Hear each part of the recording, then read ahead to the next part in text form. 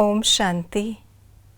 एक ओंकार अकाल मूरत पतित पावन सत्य बाप खिवैया संगम युग पर आकर हम बच्चों को ईश्वरीय योग सिखलाते हैं, स्थायी याद में रहने की विधि स्पष्ट करते और साथ ही साथ योग लगाने से क्या प्राप्तियां होती यह भी बताते हैं।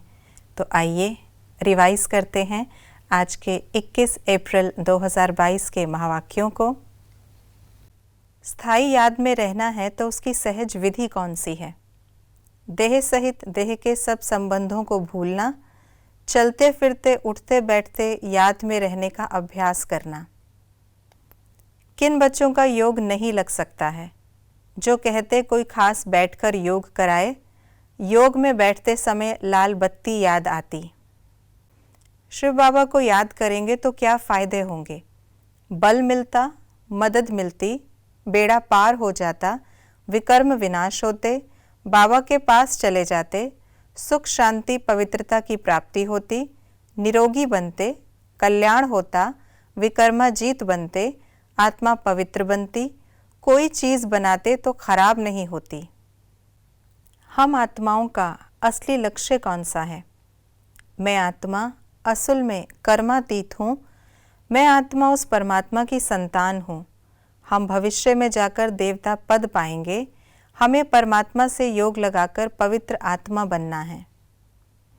किसको क्या कहा जाता है? स्वर्ग को सद्गति, मुक्तिधाम को घर, मृत्युलोक को रात, बे को रचना बादशाही, इस योग को ईश्वरीय योग, अलफ को बाबा अल्लाह, सत्युग को बेहद का शिवालय, राइट बात न समझने वाले को बुद्धू, शिव बाबा को याद न करने वाले को भोगी, योग सिखाने को आत्माओं की सगाई कराना, मिठाई बांटने को अलफ और बे का परिचय देना। आज की मुरली के अनुसार कंट्रास्ट की बातें, यह है रूहानी योग, वह है जिस्मानी योग। सत्युग है बेहद का शिवालय, इस समय है वैश्यालय। रात को कहा जाता है कलयुग, दिन को कहा जाता है सतयुग। भगवान ने जब योग सिखाया तो स्वर्ग बन गया, मनुष्य ने योग सिखाया तो स्वर्ग से नर्क बन गया। क्या होने से क्या हो जाता? श्रीमत पर चलने से बाबा की मदद मिलती है। उल्टी चलन चलने से बुद्धि का ताला बंद हो जाता है। रावण राज्य शुरू होता है तो भगवान को दर दर ढूंढना शुरू करते हैं।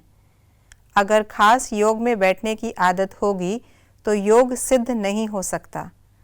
मनमना भव और मध्याजी भव, इन दो वचनों से हम एवर हेल्दी एवर वेल्दी बन जाते हैं। बुद्धि में अच्छी तरह धारणा होगी तो पूर्ण रीति से अपने लक्ष्य पर उपस्थित हो सकेंगे। हमें किन बातों को धारणा में लाना है? कोई भी उल्टी चलन नहीं चलनी है।